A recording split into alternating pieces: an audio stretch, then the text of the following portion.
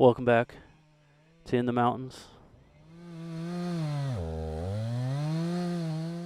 So in this video I have returned to the National Forest. I have my firewood permit. I just put a new full skip chain on the MS311, and these two trees fell along with some others across this Forest Service road last winter in heavy snow. So in the spring when I first noticed these, they were actually covering the road, and then someone cut a narrow path so you could get a vehicle through.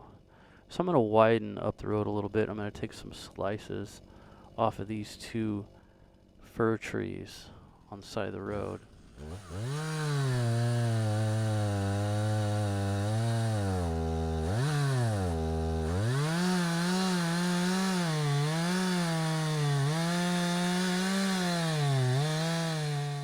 So as you can see, this tree is larger than my bar, so I have to switch sides and stay on top of my buck and make sure that it stays even.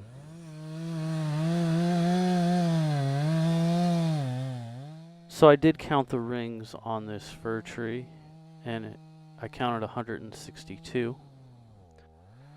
So being a 162-year-old tree, I'm probably going to need to cut these rounds in smaller pieces so I can carry them and load them in the truck in order not to put unnecessary wear and tear on my body. I'll let the saw do the work.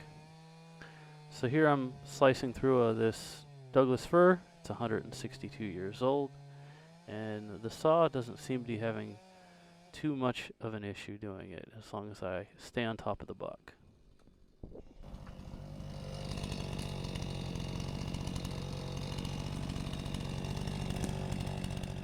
This fir tree came down about the same time.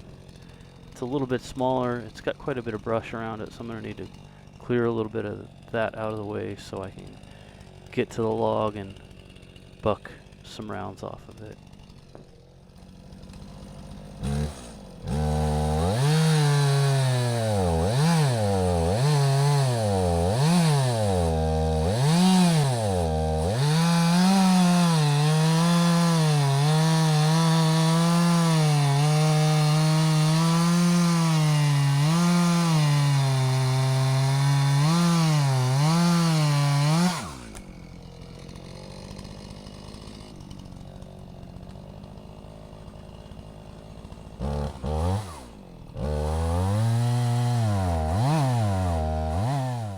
This saw is able to cut through this log pretty easily.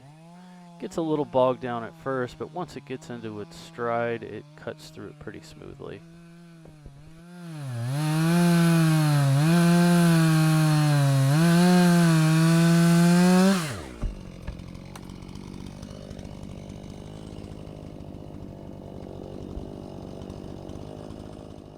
So this is a single lane Forest Service road. And with that in mind, I am rolling some of these rounds out of the way so they aren't blocking the road as per the rules in the Forest Service permit.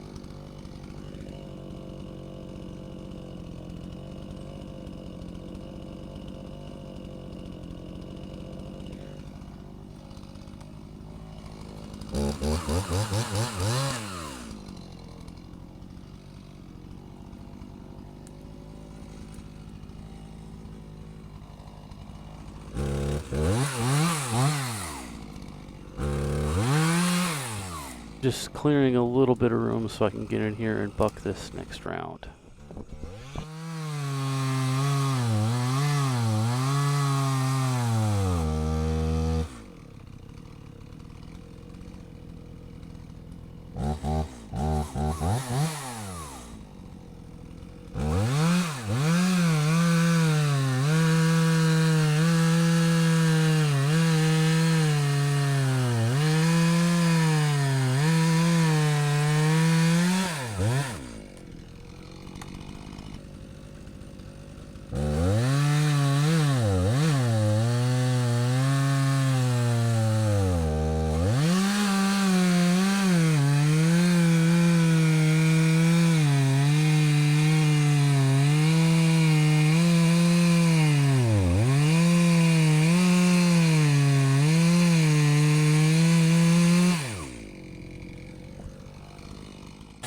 So at this point I've bucked up quite a few rounds, most of which are fairly heavy, and yes, I could probably lift them, but I figure since I'm here I've got plenty of fuel for the saw.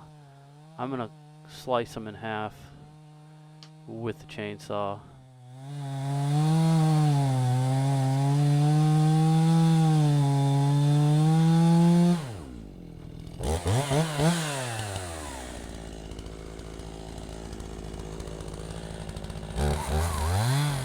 Probably one of the challenges you'll run into when you're doing these cross cuts and slicing rounds in half is getting the sawdust material jammed in the chain. You can see it kind of hanging out of the bottom of the saw there.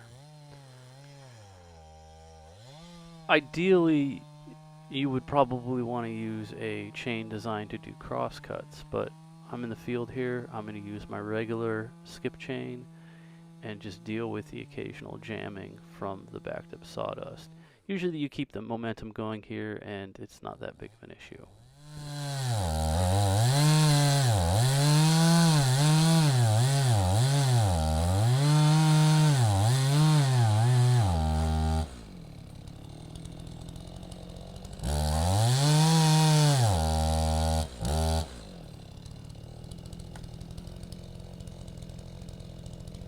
As you can see, I just engaged my chain brake there, and I'm kind of cleaning out some of the excess sawdust that jammed up.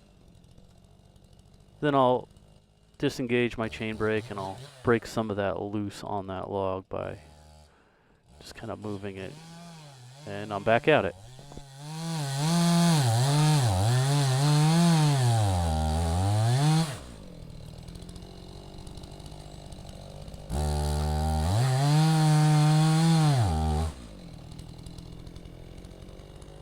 Another thing you'll notice about cutting these rounds in half is the amount of sawdust that it creates. There's sawdust piled everywhere, and it's a little longer and lengthier because it is a crosscut. It's pretty impressive to see how far this saw can spit those wood shavings, especially off of the front of the tip of the saw.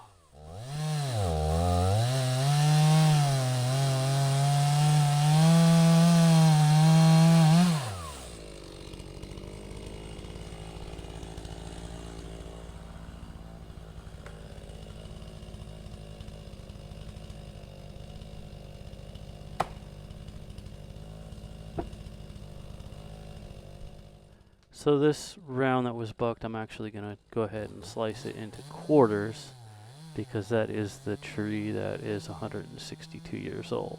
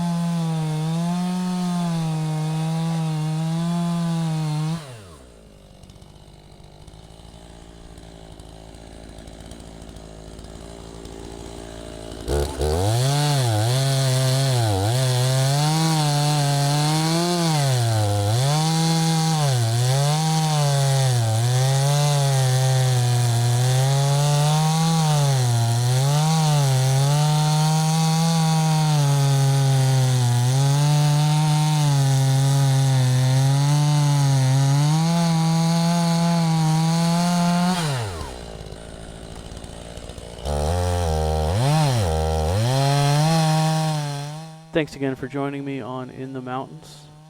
What is your preferred way to deal with heavy rounds when you're collecting firewood and processing it? Let me know in the comments. Also, if you like this video, please hit the like button, subscribe, and I will see you on the next In the Mountains with Ken.